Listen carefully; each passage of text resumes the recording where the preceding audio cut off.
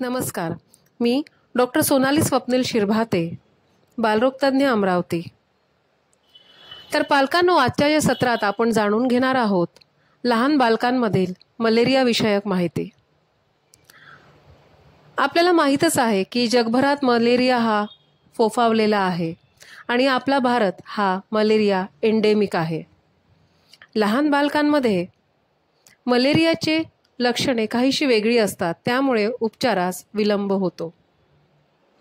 बाळ जर 5 वर्षापेक्षा खाली असेल तर बाळास सतत बारीक ताप असणे, रक्त कमी होणे, ज्याला आपण हिमोग्लोबिन कमी होणे असे म्हणतात, मळमळ, उलट्या किंवा एखाद वेळा फणफण ताप असून तो ताप मेंदूत सुद्धा पसरतो.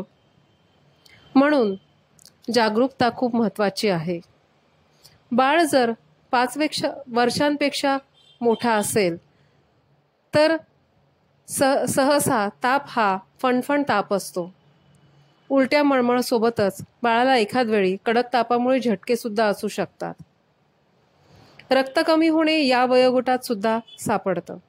म्हणून मलेरियाचे उपचार आणि निदान फार गरजेचे आहे. क्लोरोक्विन नावाची गोळी ही सर्वत्र शासकीय आणि खाजगी रुग्णालयात उपलब्ध आहे. या क्लोरोक्विन औषधामुळे मलेरियावर योग्य उपचार होत असतो. म्हणूनच वरील लक्षणे आढळल्यास आपल्या बालरोग तज्ज्ञांकडे अवश्य बाळास घेऊन जा. मलेरियाचा प्रतिबंध बोलल्यास आपल्याला माहीत आहे, मच्छरदाणी जी सर्वात जास्त प्रोटेक्टिव्ह ठरते.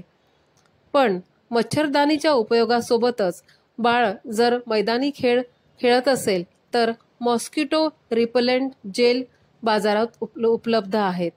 त्याचा सुद्धा तुम्ही वापर करू शकता.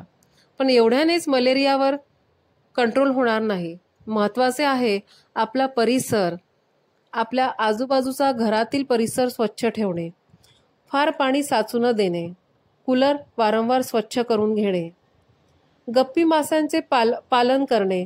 जिथे आपण फार पाणी साचलेले असते तिथे गप्पी